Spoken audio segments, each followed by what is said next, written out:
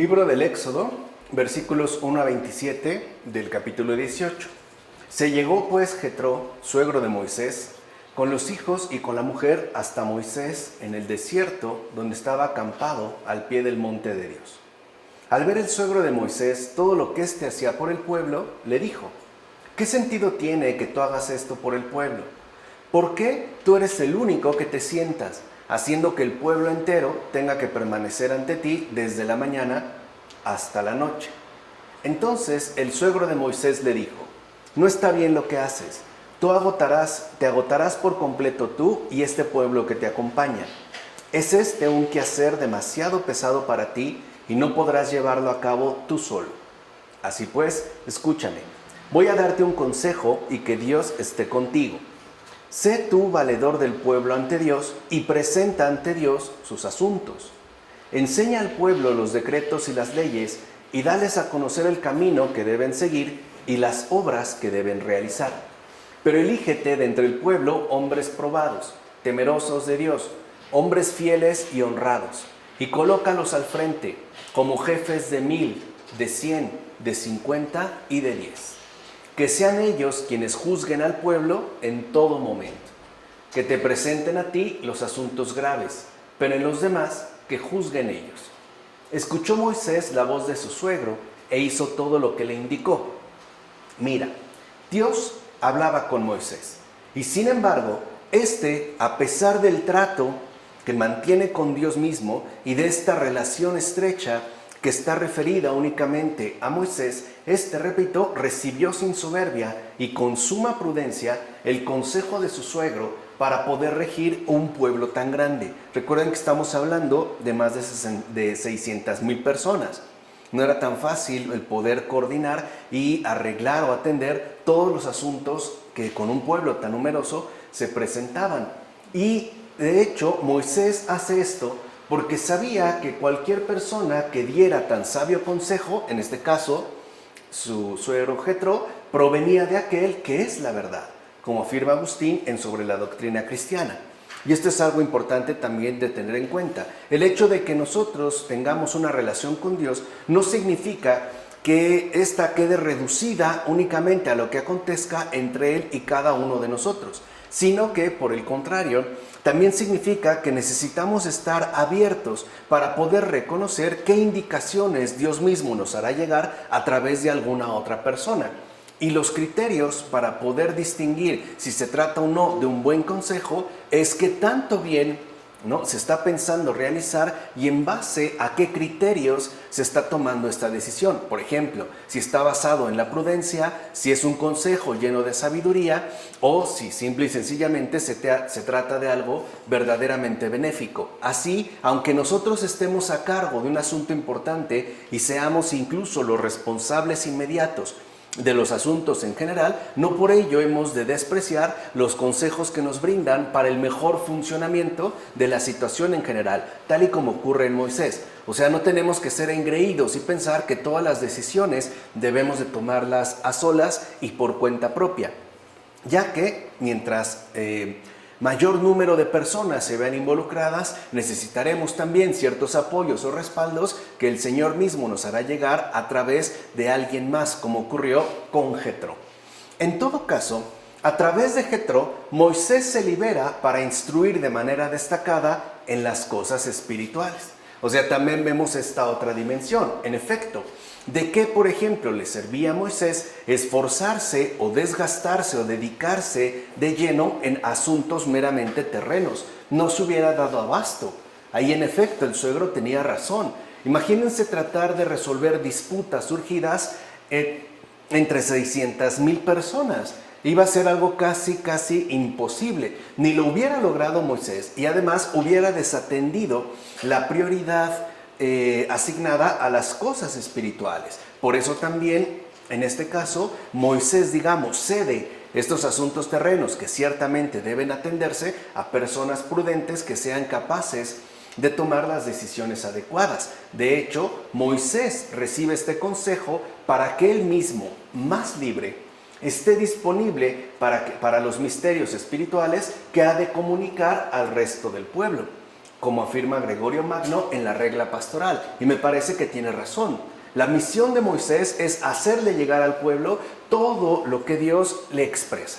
Todo lo que Dios quiere, pues, que estos reciban. Para ello necesita estar más libre, es decir, con mayor disponibilidad para tener un encuentro profundo y recibir estos misterios espirituales que posteriormente ha de comunicar a todo el resto del pueblo. Ahora, si él está ocupado en otro tipo de asuntos ciertamente terrenales, no tendría la posibilidad ni el tiempo de poder atender este asunto prioritario.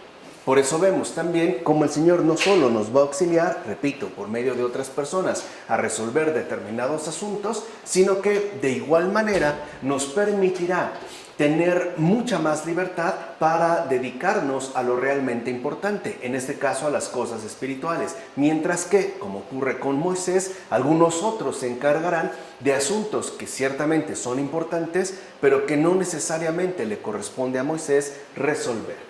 Así pues, nadie ha sido más humilde que aquel que, pese a guiar a un pueblo numeroso, luego de hacer naufragar al rey y a todo un ejército de aguerridos egipcios, después de obrar prodigios en aquel país, tanto en el Mar Rojo como en el desierto, reciba con toda tranquilidad el consejo de un hombre mayor. O sea, vemos cómo Moisés no era arrogante y tampoco soberbio, al contrario, era humilde y sencillo, puesto que lo único que está realizando es lo que Dios le ha indicado con su respectiva compañía y asistencia. Y esto lo vemos en el hecho de que a pesar de todo lo que ha realizado, de todos los prodigios que también con su intervención se han llevado a cabo, no se siente ofendido porque alguien quiera brindarle un consejo. Al contrario, lo respeta por tratarse de un hombre mayor. Recuerden que en la antigüedad, la ancianidad es sumamente respetada, ya que se considera fuente de experiencia y por ende también una fuente inestimable de sabiduría acumulada. Vemos pues también la humildad de Moisés. De hecho, como yerno que era, aceptó el consejo de su suegro y ni se irritó por ello ni se molestó. O sea, no se importunó, pues no se enojó porque Jetro le diera este consejo, ni exclamó al respecto. Por ejemplo, después de tales y tan grandes logros, ¿vienes a darme tus consejos? Tanto como decir, ¿qué no estás viendo todo lo que hice y cómo te atreves tú quizá a intentar darme alguna recomendación? Nada parecido, efectivamente, dice Moisés en aquella ocasión. Al contrario, lo toma en serio y decide que es algo que Dios también le está indicando por medio de su suegro para que se pueda llevar a cabo y entonces se realice de mejor manera la encomienda que le ha sido dada. Y esto, como afirma Juan Crisóstomo en las homilías sobre la primera carta a los Corintios, se debió en particular a su inmensa humildad. Entonces no es que Moisés fuera una persona soberbia, ¿no?, aferrada pues al puesto dirigente que le fue encomendado, sino sabe que es un enviado, un servidor del Señor en beneficio del pueblo y por eso de ninguna manera y en ningún momento pierde esta humildad que le caracterizará. Capítulo 19, versículos 1 a 15. A los 3 meses de la salida del país de Egipto, ese mismo día, los hijos de Israel llegaron al desierto del Sinaí. Habían salido de Refidim, llegaron al desierto del Sinaí y acamparon. Israel puso allí el campamento frente a la montaña. Moisés subió hacia Dios y el Señor lo llamó desde la montaña y le dijo: esto has de decir a la casa de Jacob y esto has de anunciar a los hijos de Israel. Vosotros habéis visto lo que he hecho con los egipcios y cómo os he llevado en alas de águila y os he traído hacia mí. Ahora pues, si de veras escucháis mi voz y guardáis mi alianza, seréis mi propiedad exclusiva entre todos los pueblos, porque mía es toda la tierra. Vosotros seréis para mí un reino de sacerdotes y una nación santa. Estas son las palabras que has de decir a los hijos de Israel. Fue pues Moisés y convocó a los ancianos del pueblo y les expuso todas las palabras que el Señor le había ordenado. El pueblo entero respondió a una diciendo: haremos cuanto ha dicho el Señor. Y Moisés comunicó al Señor la respuesta del pueblo.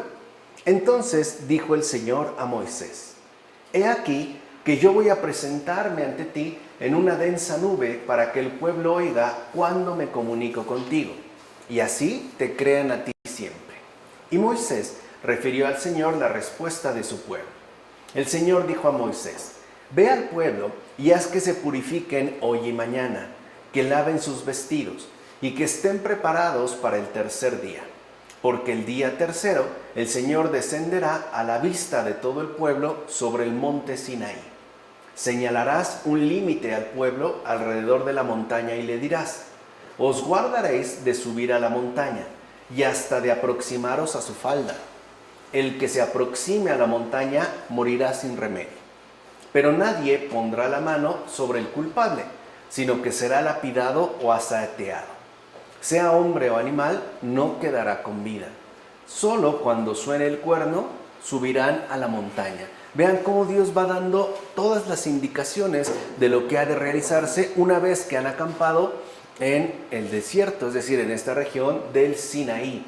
Y en primer lugar, habló el Señor a Moisés para que los que habían de recibir la ley se purificasen bien para el tercer día, en que de hecho tal ley había de ser dada. Y efectivamente al tercer día es cuando el Señor le va a dar en el monte Sinaí a Moisés las llamadas tablas de la ley. Pero para poder recibir esta ley, el pueblo entero primero tiene que purificarse. Y no solamente purificarse así nada más, sino que tiene que hacerlo de la manera más adecuada. O sea, tiene que purificarse bien. Por eso el Señor está siendo como muy detallista en los aspectos o en los criterios que hay que adoptar para alcanzar esta purificación ordenada.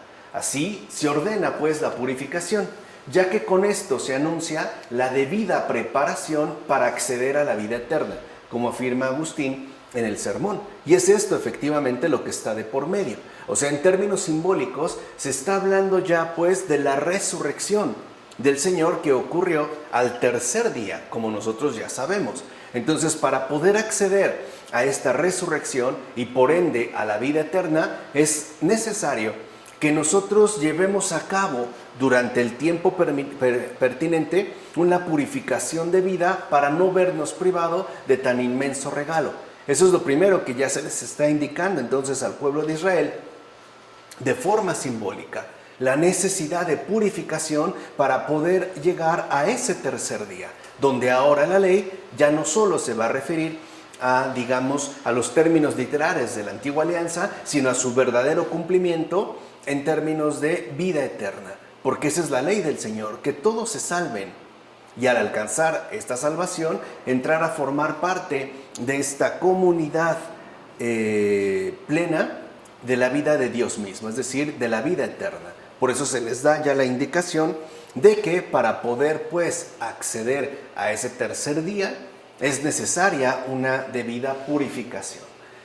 En efecto, por eso se le indica a Moisés que habrá de subir a la montaña con suma diligencia para que el pueblo también le acompañe posteriormente. O sea, primero tendrá que así subir y acceder pues a este sitio Moisés, que en pocas palabras es figura en este momento de Cristo resucitado.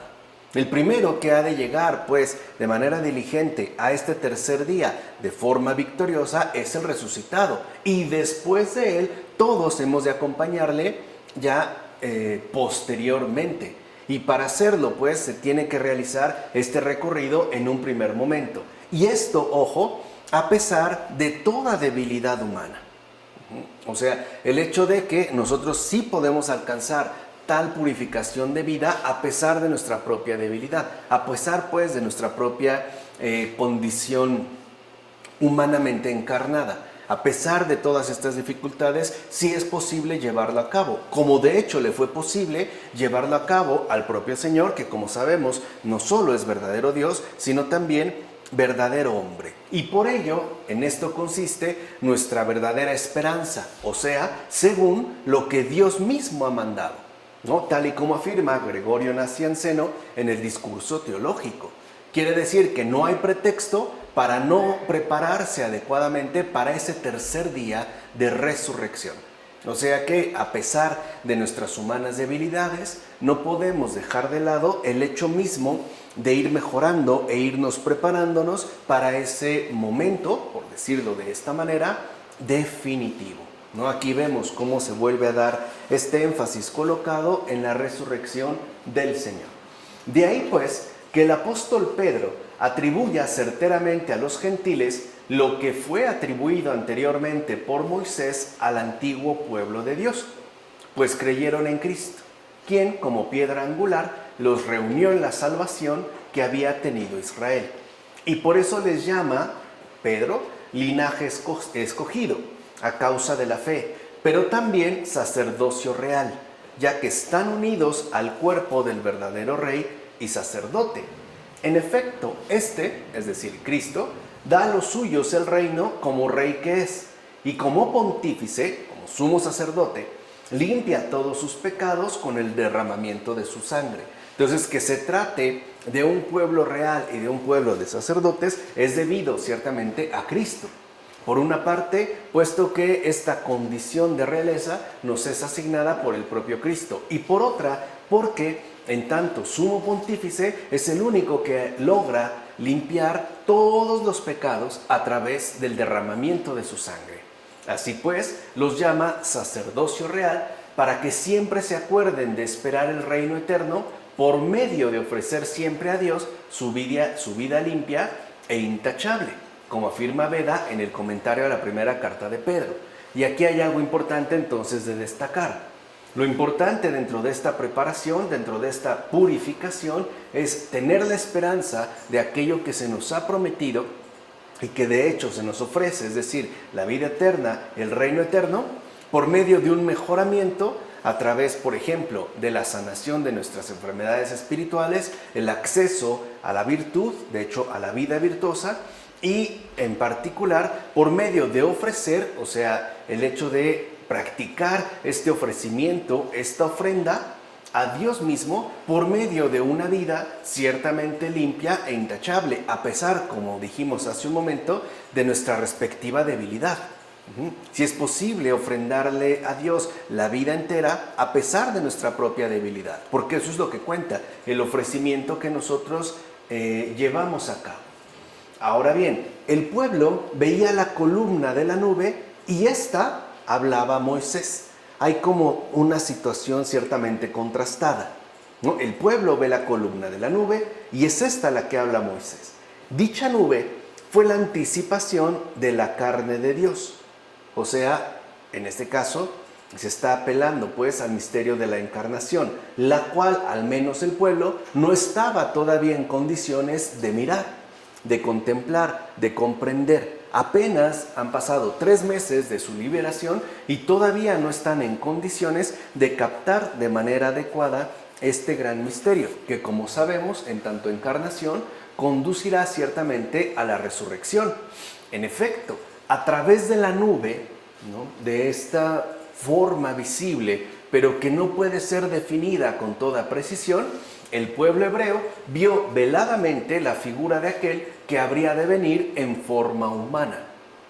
Quiere decir que también en este acontecimiento en particular, como afirma Eusebio de Cesarea en la demostración evangélica, se da una alusión, por una parte, a la resurrección del tercer día y darnos cuenta que este que va a triunfar en ese momento en particular, primero ha de tomar una forma humana, ha de asumir pues la forma humana para alcanzar esta victoria sobresaliente en términos de resurrección. Además, durante 3 días el pueblo entero se prepara para poder acercarse sin mancha al sacrificio. Recuerden que es la indicación que Dios mismo le dio a Moisés, que le diga al pueblo que debe prepararse para ese tercer día en particular, donde él, ¿no?, se manifestará a Moisés y al pueblo en el monte Sinaí. Entre tanto, el pueblo debe pues prepararse de manera adecuada, debe lavar sus vestidos, ya lo iremos viendo ahorita con más detalle, y debe hacer tal y tal cosa para que pueda realizar sin mancha el sacrificio. Por eso se habló efectivamente del lavado de las vestiduras. No solo estamos hablando evidentemente de los vestidos físicos, ya que si en la imagen, por ejemplo, se cuidaban tanto las cosas, el hecho de que sí tenían que lavar su ropa, tenían que asearse, tenían que presentarse en las mejores condiciones posibles, incluso al tratarse de vestiduras, ¿cuánto más entonces se debe hacer en relación a la propia realidad? O sea, si aquí se trata de un gesto simbólico que involucra pues la ropa, ¿qué no sucederá o qué no deberá de hacerse? ¿Qué esmero no deberá ponerse cuando ya está involucrada nuestra propia vida, que es la que tiene que ser preparada adecuadamente para ese gran sacrificio, es decir, para ese gran ofrecimiento? ¿En qué condiciones pues nos encontramos como para recibir el reino de Dios que se nos está haciendo llegar? No podemos presentarnos pues en cualquier condición. Por eso dirá, aprende pues tú, sacerdote y levita, lo que significa lavar tus vestiduras para ofrecer un cuerpo puro a la celebración de los sacramentos. Aquí vemos cómo el énfasis ya también se dirige, ¿no?, hacia otro ámbito en particular. En efecto, si el pueblo tenía prohibido acercarse a la víctima que ofrecía sin haber lavado antes los propios vestidos, tú, sucio en el alma y en el cuerpo, ¿te atreves a rogar por otros? ¿Cómo te atreves en tales condiciones a hacer una ofrenda por los demás? Como afirma Ambrosio sobre los ministerios, está hablando evidentemente de los sacerdotes. O sea, si el sacerdote, ¿no?, que era, dijimos ya, del linaje de Leví, los levitas, si el sacerdote está llamado incluso a ofrecer una ofrenda por los demás, ¿no es él el primero que debe estar en condiciones ciertamente óptimas? ¿No es él el que debe de llevar pues una vida todavía más intachable, una vida todavía más incorruptible, una vida todavía más limpia, más transparente, más luminosa? Porque aquí su encargo es doble. Él no solo se está preparando por sí mismo o para sí mismo.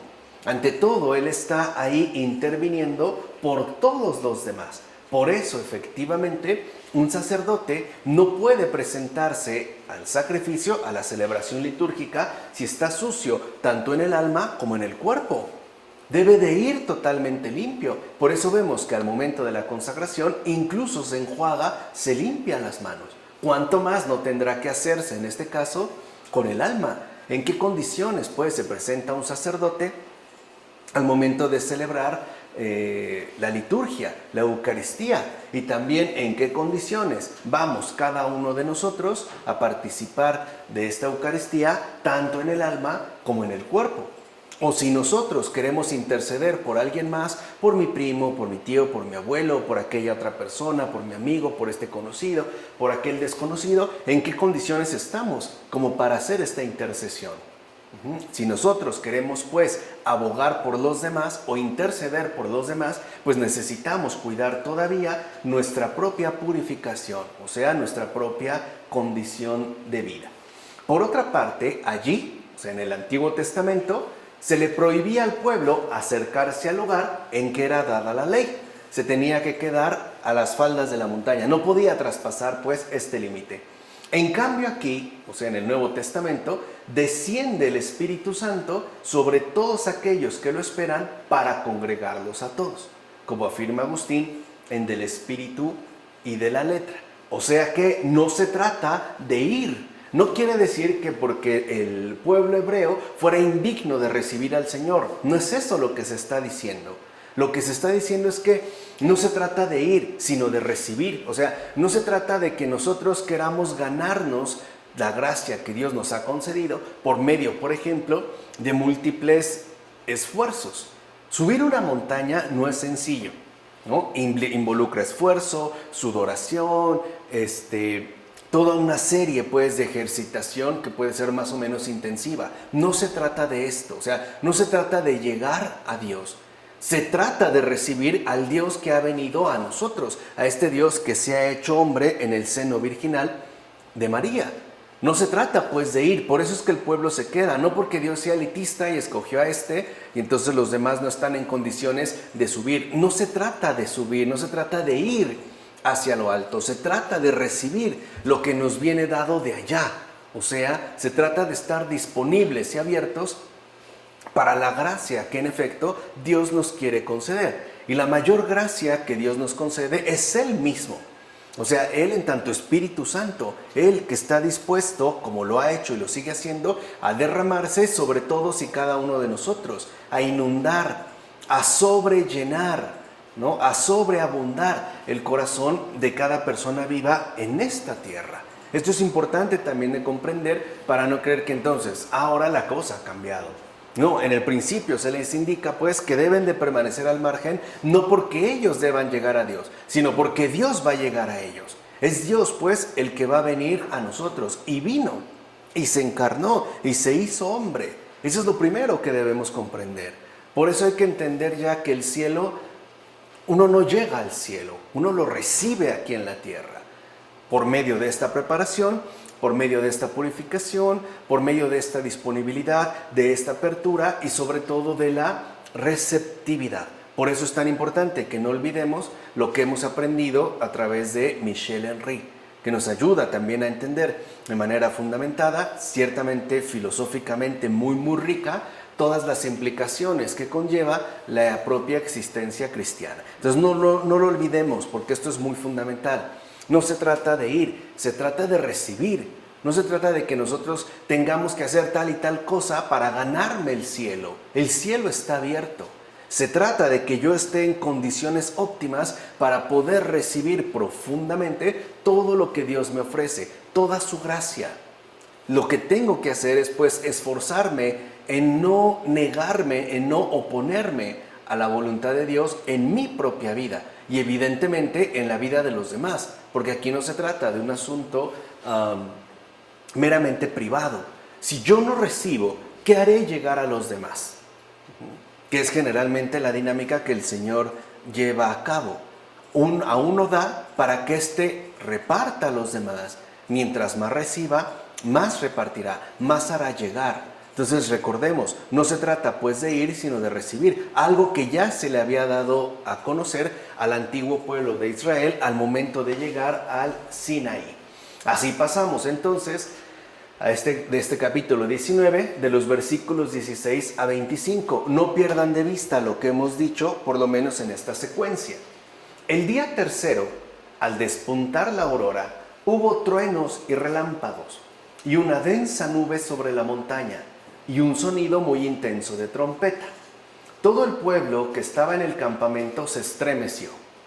Moisés hizo salir al pueblo del campamento al encuentro de Dios. Ellos se detuvieron al pie de la montaña. Todo el monte Sinaí humeaba, porque el Señor había descendido sobre él en el fuego. El humo subía como humo de horno y toda la montaña se estremeció violentamente. El sonido de la trompeta se fue haciendo más intenso. Moisés hablaba y Dios le respondía con el trueno. El Señor descendió sobre el monte Sinaí, sobre la cima de la montaña. Luego el Señor llamó a Moisés y a la cumbre de la montaña, y allí subió Moisés. Tratemos de hacernos una imagen de lo que aquí ha acontecido, que es ciertamente sobresaliente. Imagínense Moisés, ¿no?, en la montaña, hablando con el Señor, y el pueblo viendo el humo, los truenos, los relámpagos, escuchando cada vez más el sonido de la trompeta y todos los fenómenos que aquí se están presentando. Pues bien, Dios hace brillar el relámpago y retumbar el trueno. Sabemos que un relámpago es aquello que en efecto destaca por el deslumbre que produce, es luz. Y el trueno por el sonido que ciertamente emite. Un trueno no necesariamente se verá acompañado de luz. A veces puede ser que sí, pero no. Sobre todo el trueno se escucha, pues, y el relámpago se ve. Pero el mayor milagro, fíjense, a pesar de todo esto que está ocurriendo, también para que nunca perdamos de vista lo esencial, el mayor milagro en este caso no es todo esto que está sucediendo. Los truenos, los relámpagos, el fuego, el humo, ¿no?, el retumbar de la montaña o el sonido de la trompeta. Esto no es. El mayor milagro es el hecho de que Dios mismo entre en contacto con su pueblo a través de Moisés, de su palabra, y además esté dispuesta a otorgarle su nuevo precepto. O sea, no tenemos que dejarnos llevar muchas veces por elementos que sí, ciertamente son llamativos, pero que nos podrían conducir a perder de vista lo esencial. O sea, en pocas palabras, el obrar de Dios no es un espectáculo. Por eso no es importante esperar como prodigios sumamente llamativos donde nosotros quedáramos boquiabiertos, porque esto no es lo esencial. Lo esencial es ver qué es lo que realmente Dios está realizando y qué es ciertamente además lo que nos está compartiendo. Por ejemplo, en este caso su nuevo precepto, las tablas de la ley, que como sabemos fue, por decirlo de alguna manera, o fueron la columna vertebral del antiguo pueblo de Israel. No es pues poca cosa. Entonces no nos dejemos llevar muchas veces por elementos ciertamente llamativos, pero no importantes. Incluso en la vida de los santos, los milagros no son lo importante. Lo importante es en qué medida está abierto o ha sido receptivo a la gracia de Dios y cómo Dios ha decidido también relacionarse con esta alma humana. Por eso Santa Faustina Kowalska en el Diario de la Misericordia decía que los milagros son adornos, de los cuales efectivamente uno puede prescindir. No son pues ni lo más importante ni lo más llamativo. Ciertamente, todo lo ocurrido en el monte Sinaí ocurrió como una misión simbólica. Vean, se está atendiendo también a una significación mucho mayor que la que quizá podemos llegar a captar en un primer momento. En efecto, el Señor descendió en medio del fuego humeante para entregar la ley, ya que alumbra a los humildes con la claridad de su manifestación. Y sin embargo, asimismo ciega los ojos de los soberbios con las tinieblas del error, como afirma Beda en los comentarios a los Hechos de los Apóstoles. Y en efecto así sucede. Por ejemplo, la obra realizada por Dios, en este caso la encarnación, para unos es luz que con su claridad permite captar la inmensa obra que Dios ha realizado en favor nuestro. O sea, nos permite pues entender estos planes de redención que el Señor ha llevado a cabo y que de hecho está llevando cada vez más a su absoluto cumplimiento. No obstante, para algunos otros, esta misma manifestación, debido a la soberbia, se transforma en una especie de ceguera, ¿no? Vuelvo a repetir, promovida por la soberbia, que conducen en todo caso a las tinieblas del error. Lo podemos ver, por ejemplo, entre los padres de la Iglesia y los grandes heresiarcas de la antigüedad. ¿De qué manera vieron cada uno lo que Dios había realizado? Por ejemplo, el hecho de hacerse hombre. ¿Qué es de lo que ahí sacaron? Luz u oscuridad. O sea, para unos, pues, Dios es luz debido a la humildad. Para otros, son tinieblas debido a la soberbia. Cosa que efectivamente, o por lo menos, ¿no?, es de suponer que ocurrió al interior mismo del pueblo de Israel, de este pueblo numeroso. No para todos fue algo luminoso.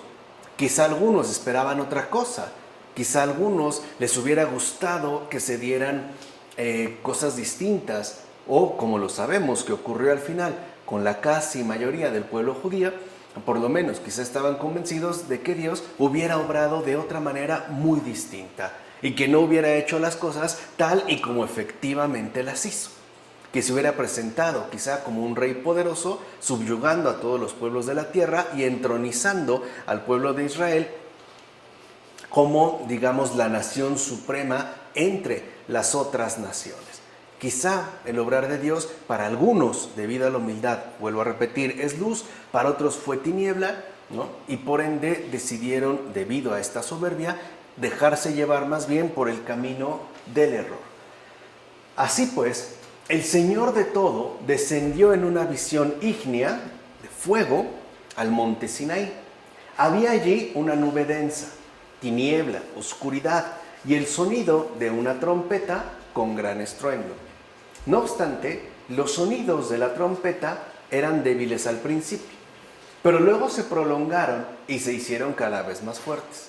Que en efecto este detalle, por ejemplo, que nos puede parecer mínimo, tiene su relevancia puesto que es mencionado en la propia Escritura. ¿De qué modo se nos prefigura una imagen de la ley por medio de estas realidades?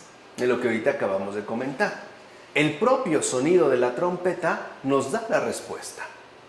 En efecto, ¿no es esto como la proclamación del Evangelio, que al principio fue débil, pero luego fue asimismo sonora, como afirma Cirilo de Alejandría en los comentarios al Evangelio de Lucas, y así parece ser efectivamente el obrar de Dios. Al principio es como algo débil, como algo irrelevante, como algo incluso que puede pasar ciertamente desapercibido, pero después va adquiriendo densidad y sonoridad. Después se va tornando algo más visible, más sonoro, más audible, como ocurrió en el Evangelio. Ahorita para nosotros la sonoridad ya está, digamos, bien desarrollada. En cambio al principio no. Simplemente pensemos, cuando los apóstoles son enviados hasta los confines del mundo, pensemos, repito, por ejemplo, de qué manera estos apóstoles llamaron la atención del mundo entero. No fue algo que se destacara de un día para otro, fue algo ciertamente gradual, cuyo proceso fue intensivo, efectivo, pero realizado de una manera, por decirlo así, incluso hasta discreta, como poco a poco. Y esa es, vuelvo a repetir, la manera en la que el Señor suele obrar, de una manera discreta, que al principio nos puede parecer débil, incluso me atrevo a decirlo así, insignificante, pero poco a poco va manifestando su verdadera magnitud. Por último, tengamos en cuenta lo siguiente: solamente Moisés subió a la cima de la montaña, donde la majestad divina brillaba en el fuego y en la oscuridad. Pues solo los más perfectos son capaces de comprender y contemplar los más profundos y secretos misterios de la ley. Por su parte, el pueblo, situado en la falda de la montaña, suele más bien quedar contento con el significado superficial de las letras y por eso suele escuchar por aparte la palabra divina, como afirma Beda en las homilías sobre los evangelios. O sea que aquí hay dos cosas importantes. La primera es que poder acceder a una relación con el Señor no es sencillo, por la entera disponibilidad que esto requiere. La mayoría de nosotros quizá queremos quedarnos como al margen sin establecer ningún tipo de compromiso profundo con Dios y por ende tratar de mantener una especie de relación superficial basado, digamos, en la literalidad de la ley. Por ejemplo, hay personas que quizá les basta con ir a misa frecuentemente, pero que no están dispuestos, por ejemplo, a que la voluntad de Dios se realice de manera concreta y efectiva en sus propias vidas. Esto no. A eso se refiere Beda cuando dice que algunos preferimos quizá escuchar como por aparte la palabra divina, por así decirlo, de lejos. Y vean, de tantos, solo uno accede a la cima. Por eso vemos también cómo el Señor ha obrado a lo largo de toda la historia realmente con pocos. Incluso me atrevo a decirlo así, con muy pocos. La mayoría preferimos una distancia donde no se vea perjudicada ni nuestra comodidad ni nuestra respectiva conveniencia. Capítulo 20, versículos 1 a 17. Entonces Dios pronunció todas estas palabras diciendo, este capítulo es muy importante, diciendo, repito, yo soy el Señor tu Dios, que te ha sacado del país de Egipto, de la casa de la esclavitud. No tendrás otro Dios fuera de mí, no te harás escultura ni imagen, ni de lo que hay arriba en el cielo, ni de lo que hay abajo en la tierra, ni de lo que hay en las aguas por debajo de la tierra. No te postrarás ante ellos, ni les darás culto, porque yo, el Señor, tu Dios, soy un Dios celoso, que castigo la culpa de los padres en los hijos hasta la tercera y la cuarta generación de aquellos que me odian. Pero tengo misericordia por 1000 generaciones con los que me aman y guardan mis mandamientos. No tomarás el nombre del Señor tu Dios en vano, pues el Señor no dejará impune al que tome su nombre en vano. Recuerda el día del sábado para santificarlo. Durante 6 días trabajarás y harás tus tareas, pero el día séptimo es sábado, en honor del Señor tu Dios. No harás en él trabajo alguno, ni tú, ni tu hijo, ni tu hija, ni tu siervo, ni tu sierva, ni tu ganado, ni el extranjero que habita junto a ti. Pues el Señor en 6 días hizo el cielo y la tierra, el mar y todo lo que contiene, pero el día séptimo descansó. Por eso el Señor bendijo el día del sábado y lo santificó. Honra a tu padre y a tu madre, para que se prolonguen tus días sobre la tierra que el Señor tu Dios te da. No matarás, no cometerás adulterio, no robarás, no darás falso testimonio contra tu prójimo, no codiciarás los bienes de tu prójimo, ni codiciarás la mujer de tu prójimo, ni su esclavo, ni su esclava, ni su buey, ni su asno, ni nada de lo que pertenezca a tu prójimo. Este capítulo 20 del Éxodo, pues, en estos versículos, contiene, en efecto, la ley dada después de una debida preparación y purificación al antiguo pueblo de Israel. Por eso les digo que resulta ser algo central. Vayamos viendo, pues, algo de sus sustanciales contenidos. Para empezar, hay que tener en cuenta que de los 10 mandamientos de la ley se cumplen estos 10, ¿no?, en los 2 preceptos evangélicos.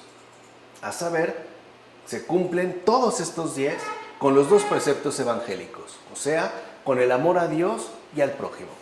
Ahí está contenida y ahí es donde en efecto se resume y realiza la ley en su totalidad. Los 3 primeros mandamientos grabados en la primera tabla se refieren al amor a Dios. Los 3 primeros. En la segunda tabla estaban esculpidos 7, que ciertamente pertenecen al amor al prójimo. Y aquí algo ya nos debe de resultar sustancial. Dios va al principio, pero solo con 3 mandamientos. En cambio, el prójimo queda en segundo lugar, pero se le da una mayor atención al dedicarle 7 de los 10. 3 para Dios, 7 para el prójimo. Así pues, faltar a uno de estos 2 preceptos no es atentar contra todos los mandamientos dados, como afirma Cesáreo de Arles en el sermón. Creo que tiene razón. O sea, si nosotros faltamos a uno de estos 2 preceptos, de estos 2 preceptos evangélicos, el amor a Dios y el amor al prójimo, terminamos atentando contra toda la ley en su conjunto. Terminamos pues perjudicando todos estos mandamientos dados. Por eso no podemos nosotros descuidar ni el amor debido a Dios ni el amor debido al prójimo. Aun cuando Dios vaya en primer lugar, repito, se le dedican 3 mandamientos. En cambio al prójimo, que queda en segundo término, se refieren con respecto a él 7. De tal forma que siempre deben de ir de manera conjugada tanto Dios como el prójimo. El prójimo y Dios, siempre de manera inseparable. Si atentamos contra alguno de estos 2 preceptos evangélicos, como hemos dicho, terminamos incumpliendo la totalidad de la ley. Por otra parte, que nadie niegue que a los bautizados y a los que se van a bautizar se les debe enseñar a evitar la idolatría, que es la secuencia de los mandamientos dados en esta primera tabla. En efecto, no basta con exigirles únicamente la fe en Dios y la virtud en la vida moral, como algunos llegamos a pensar. Pues claro, hay que tener fe en Dios y portarse bien, ¿no? Rectitud, o mejor dicho, virtud en la vida moral. Pero no basta con esto. Ciertamente, la ley que recibió el pueblo en el monte Sinaí contiene lo uno y lo otro. O sea, contiene por una parte tanto la fe en Dios como la virtud en la vida moral. Pero asimismo se deja en claro que antes de esto, o sea, antes incluso de la fe en Dios y de la virtud en la vida moral, está el evitar la idolatría. Y no es casual que se ponga en el segundo lugar, pues una vez cumplido esto, se puede pasar a honrar al padre y a la madre, a no fornicar, a no matar y a todo lo demás acerca de la convivencia humana buena e inocente, como afirma Agustín en La Fe y las Obras. O sea, si nosotros pues no desterramos en el segundo paso, después de la honra debida a Dios y solo a Él la idolatría, no podremos dar cumplimiento a todos los otros mandamientos estipulados. O sea, terminaremos pues infringiendo la ley. Por eso los padres pusieron gran atención en relación a la idolatría. Ahora bien, el primer mandato del Decálogo nos invita a no dar culto a ninguna otra criatura fuera de Dios mismo. Ninguna. ¿no?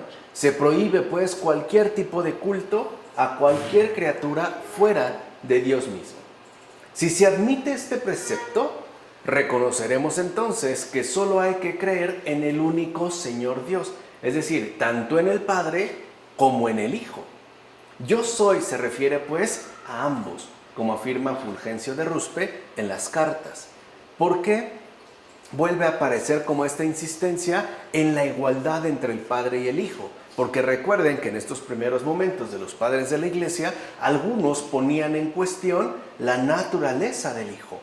Por ejemplo, considerando que no era verdadero Dios y por ende no debía la adoración debida al Padre, al Dios único. Por eso aquí también se nos invita a no entrar en ningún tipo de confusión y por el contrario, mantenerse siempre en la rectitud exigida por lo expuesto por Dios mismo. ¿Quién es por tanto el Señor tu Dios? Es evidente que el verdadero Dios, es decir, el Señor Dios nuestro. Todo aquel que no comparte tal naturaleza resulta ser algo extraño que no debemos tener en cuenta, como afirma Gregorio de Niza en ese texto a Simplicio sobre la fe. Aquí se vuelve a insistir en que efectivamente Cristo es de la misma naturaleza que el Padre. Es ya como lo vimos en algún momento con San Atanasio, es consustancial al Padre, de la misma naturaleza. O sea, en pocas palabras, es Dios. Fuera de ahí entonces, no tendríamos por qué acudir a ningún otro tipo de criatura para rendirle algún culto.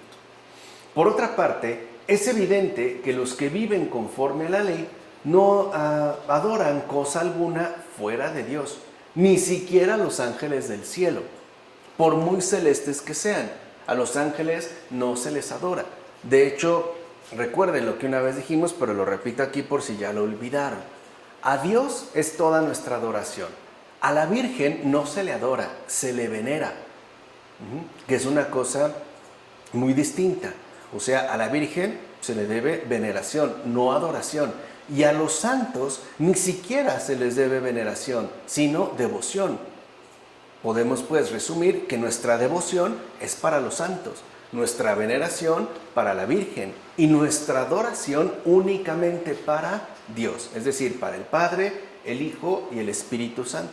Bueno, aquí entonces lo que se está mencionando es que ni siquiera a los ángeles del cielo se les adora. Por eso también se abstienen los que viven conforme a la ley de adorar el sol, la luna y las estrellas, que son más bien ornato del mundo. No son dioses. Recuerden que para los antiguos muchos de estos astros eran, si no dioses, por lo menos ciertas divinidades cuyas fuerzas se veían reflejadas en el acontecer de este mundo. Lo que dice este padre de la iglesia es no son deidades, no son dioses y no requieren ni siquiera la adoración nuestra. Por ejemplo, el sol, tan presente, lo mismo que en la luna, en todas las culturas del mundo, especialmente en las culturas antiguas y bueno, también en el neopaganismo de hoy en día. Pero ni siquiera estos astros son en todo caso ornato del mundo, son adornos del mundo, nada más. Y es así como ciertamente obedecen pues lo estipulado en la ley dada a Dios, como afirma Orígenes en ese texto contra Celso. O sea que el evitar la idolatría es muy importante para todos y cada uno de nosotros si es que queremos vivir o no conforme a la ley que Dios mismo nos ha hecho llegar. Así pues, por tales preceptos, tanto judíos como cristianos no solo se apartan de templos, altares y estatuas, sino que, cuando es necesario, marchan serenamente a la muerte antes que incumplir el mandamiento. O sea, es muy importante esto de evitar la idolatría, porque muchos, justo por no dar culto a falsas deidades paganas, estuvieron dispuestos sin mayor problema al martirio, a dar testimonio pues de la verdad, como afirma Orígenes también en el Contra Celso. Ciertamente, habrá que entender por qué se dice en la Escritura que Dios es un Dios celoso. Y es importante también de entenderlo. En primer lugar, porque el alma humana es su esposa. O sea, el alma humana no es cualquier cosa, es la esposa de Dios.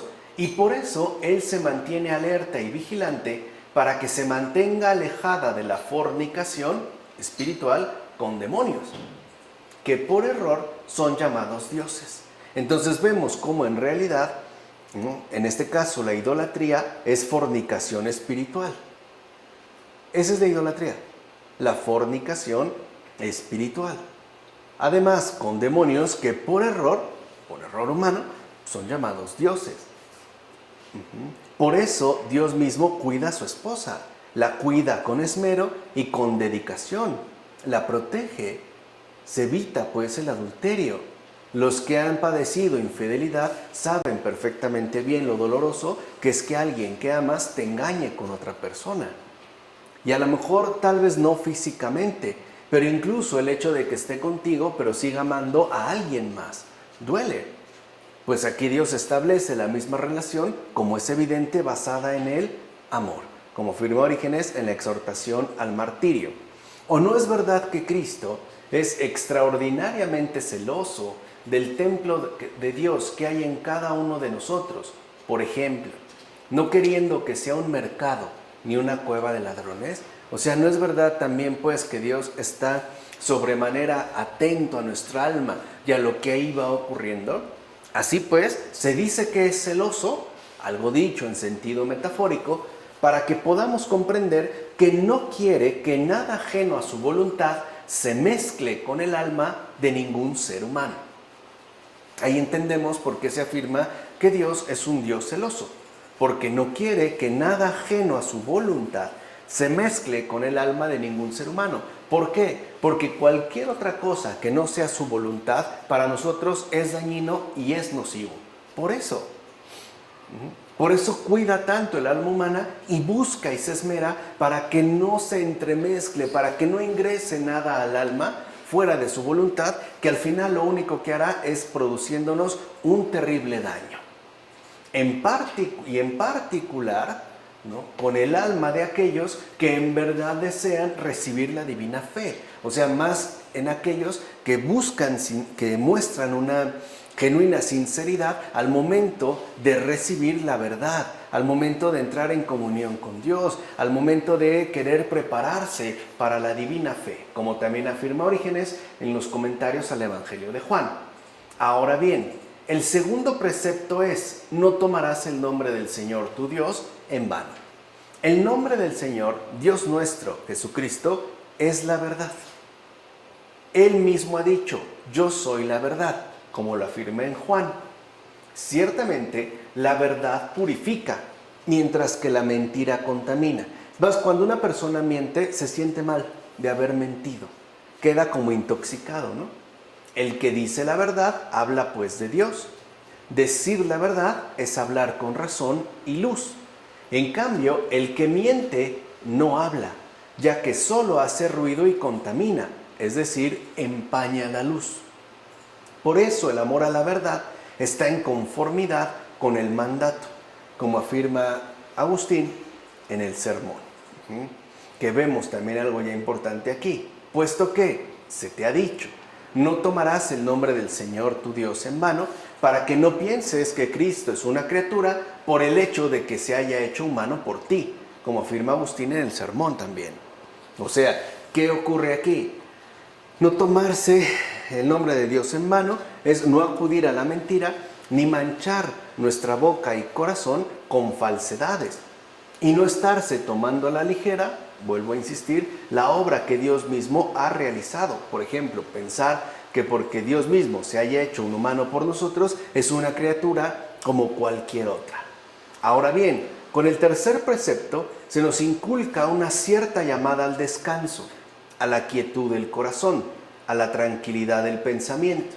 Y se trata de una santificación, porque aquí está el Espíritu de Dios. Cuando se habla justo de esta santificación, del descanso. En efecto, se trata del descanso, o sea, de la quietud. ¿Y quién es el que descansa? Sino el que cree en Dios. En cambio, los inquietos, los sembradores de calumnias, los deseosos de más riñas que de la verdad, no descansan, pues en ellos no reposa el Espíritu de Dios. De hecho, por culpa de su agitación, no consiguen jamás acceder al descanso del sábado espiritual, como afirma también en un sermón Agustín. O sea que esta santificación del descanso tiene que ver justamente con el sábado espiritual.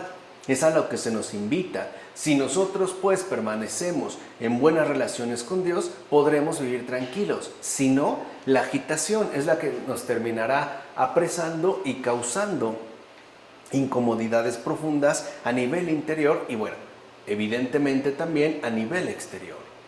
Ciertamente, el descanso sabático preceptuado a nuestros antiguos padres, nosotros los cristianos lo observamos espiritualmente en tanto nos abstenemos de toda obra servil, esto es, de todo pecado. ¿O acaso no dijo el Señor que todo el que hace el pecado, siervo, o sea, esclavo es del pecado, como afirmó en Juan? Así pues, descansamos espiritualmente según la tranquilidad de nuestro corazón y reposo interior. Hoy a esto a veces le llamamos tener la conciencia tranquila.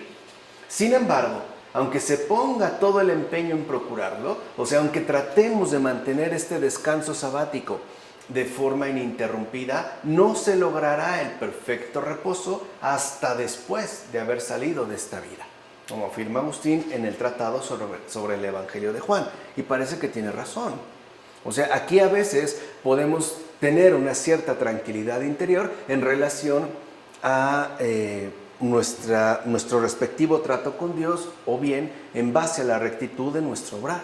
Pero no faltan circunstancias o situaciones en las que esta paz se suele ver perjudicada y nosotros, ¿no?, romper por lo menos este descanso que queríamos conservar. Entonces tratemos de no confundir el cierto descanso o el cierto nivel de reposo que podemos encontrar en esta tierra con ese descanso definitivo que se nos está reservado para después de esta vida.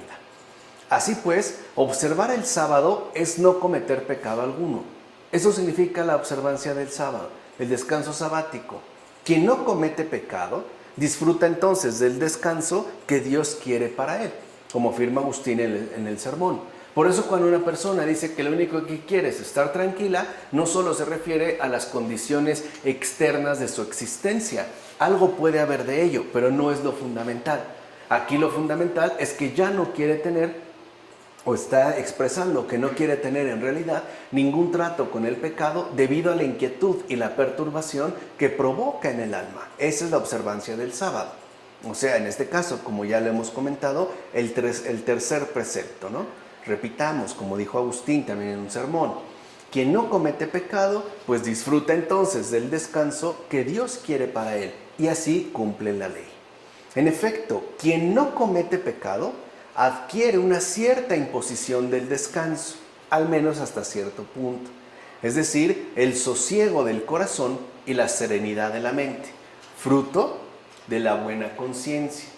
Allí es precisamente donde se lleva a cabo la santificación, ya que ahí está el Espíritu de Dios. Está ahí, en esta serenidad, en esta ausencia de pecado, lo cual evidentemente no nos quita para nada nuestra condición de pecadores. Por el contrario, los turbados son aquellos que ponen resistencia al Espíritu de Dios, que no quieren la tranquilidad, que no quieren romper con el pecado y por ende que tampoco quieren la santificación, ya que por su pecado no aceptan en ellos el reposo del sábado espiritual. Así pues, los que observan la ley son los que cultivan el descanso sabático, como afirma Cesario de Arles en un sermón. Quiere decir que entonces el descanso, la santificación del descanso, es un cultivo que se realiza para poder mantenerlo cada vez de forma tanto más constante como más duradera, al menos en la medida de nuestras posibilidades y a pesar incluso de nuestras respectivas debilidades. No oponernos al descanso que Dios nos quiere ofrecer. Una persona que obra con rectitud puede descansar tranquila. Imagínense esas personas que antes de morir no pueden descansar en paz debido a todos los remordimientos que llevan en la conciencia o a todo el mal que han realizado y que ahora saben que tendrán que responder de ello o bien ante ello. Por otra parte, todo esto nos recuerda que aquellos que nos dedicamos a realizar buenas obras por el Señor, seremos introducidos por Él mismo en el mundo futuro durante el sábado, o sea, según el reposo eterno, como afirma Beda en las homilías sobre los evangelios. O sea que no solo hay un descanso ciertamente provisional en la tierra, sino el descanso eterno más allá de esta vida. Y dijo Dios: honra a tu padre y a tu madre. Con esto se nos enseña a compartir con ellos todas las cosas necesarias para la vida, como los alimentos y las ropas. Todo esto como muestra de sincero agradecimiento a nuestros respectivos padres. En efecto, honrar a nuestro padre, a nuestra madre, significa mostrarnos siempre agradecidos con ellos, como afirma Orígenes en el comentario al Evangelio de Mateo. Entonces se debe pues reconocer a los padres y no dar cabida a la ingratitud. Ser agradecidos con aquellos que tanto nos han apoyado y que han estado con nosotros. No ceder pues a la ingratitud, especialmente con nuestra madre, con nuestro padre. Ahora bien, ¿por qué se dice no matarás? Sin mayores explicaciones. Porque si se dieron cuenta, en los preceptos anteriores se extienden como explicaciones al respecto y aquí no. Nada más se dice no matarás. Pues porque la propia conciencia nos dice de antemano y desde el principio que eso no está bien. No se requiere mayor justificación.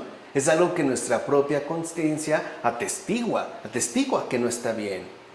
De hecho, el legislador nos habla como a seres que ya saben y entienden, como afirma Juan Crisóstomo en las homilías al pueblo antioqueno. O sea, para Dios no somos ningunos estúpidos y ningunos idiotas. Nos trata con respeto y nos alienta a no engañarnos y a no querer tergiversar incluso el testimonio directo que la propia conciencia nos ofrece. Por eso nunca se puede encontrar un pasaje en los libros santos que nos mande, o siquiera que donde se nos permita inferirnos la muerte a nosotros mismos, ni siquiera trueque de la inmortalidad. Por eso no se justifica en la Escritura de ninguna manera el suicidio, aunque fuera, por ejemplo, pensando en la inmortalidad. Porque ¿cómo se puede obtener algún bien a partir de un mal? Que ese es un cuestionamiento que nos deberíamos de hacer nosotros, los seres contemporáneos, que estamos convencidos de que sí. Es más, algunos quizá ya están convencidos que solo a partir del mal es que se puede llegar a algún bien. Por eso lo que nos deberíamos de preguntar es ¿cómo se puede obtener algún bien a partir de un mal? Como afirma Agustín en La Ciudad de Dios. Además, está escrito: no fornicarás. Y esto no se dice solamente en sentido literal, ya que también se refiere a una observancia espiritual. En efecto, el ser humano, que es aún esclavo de los vicios, no guarda la pureza en su interior y por eso acude a todo tipo de supersticiones idolátricas. Por ejemplo, augurios, presagios, entre tantas supersticiones paganas. De hecho, el que guarda la pureza interior incluso menosprecia todo aquello que pretenda adulterar la pureza de la fe. Eso es no fornicar, no adulterar la pureza de la fe. Menospreciar todo aquello que nos perjudica, pues, espiritualmente hablando, como afirma Juan Casiano en las Colaciones. Ciertamente, aquella ley antigua castiga los actos de la carne, mientras que nuestro Redentor condena incluso los pensamientos ilícitos. Por ejemplo, cuando dice: si no oyen a Moisés y los profetas, aunque resucitase alguno de entre los muertos, tampoco le creerán, como afirma en el Evangelio de Lucas. Y lo hace porque los que se niegan a cumplir los preceptos más suaves de la ley, o sea, los que fueron dados aquí en el monte Sinaí, ¿cuándo y cómo podrán entonces cumplir los preceptos espiritualmente rigurosos de nuestro Salvador? O sea, si no empezamos por lo más sencillo, lo más básico, ¿cómo podremos alcanzar lo más complejo y lo más drástico? Por tanto, es indudable también que aquellos que rehúsan cumplir lo que se les dice tan claramente, asimismo rehusarán el hecho de creer.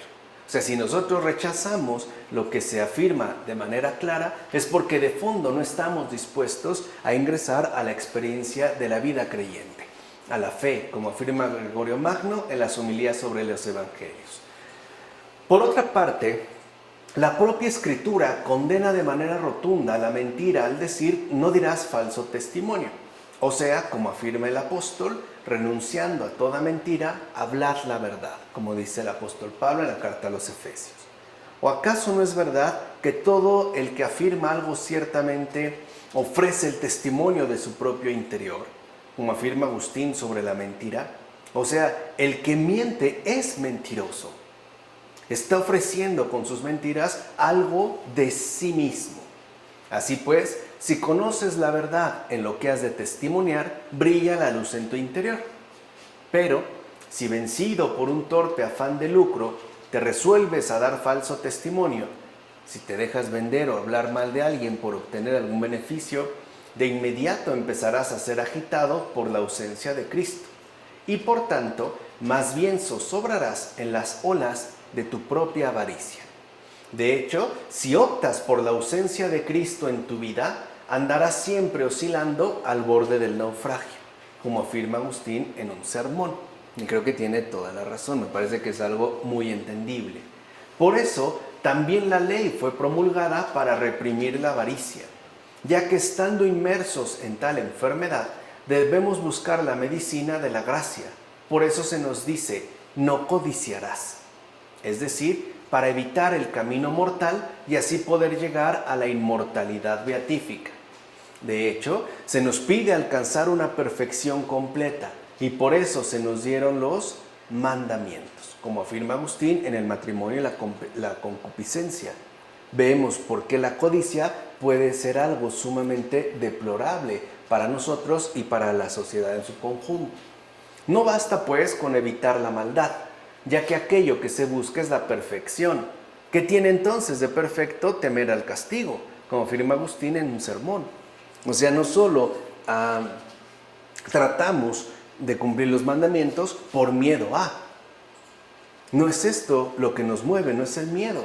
Tiene que ser la perfección misma y no por temer el castigo, sino por no ofender a aquel a quien amamos. Y ya dijimos, tanto a Dios como al prójimo.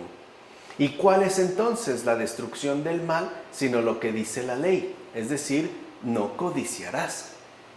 En efecto, no codiciar absolutamente nada es la perfección del bien, porque en eso consiste precisamente la destrucción del mal. O sea, cuando decimos que hay que combatir el mal con el bien o acabar al mal con el bien, se está diciendo que solo con la perfección del bien, solo así se promueve la destrucción del mal.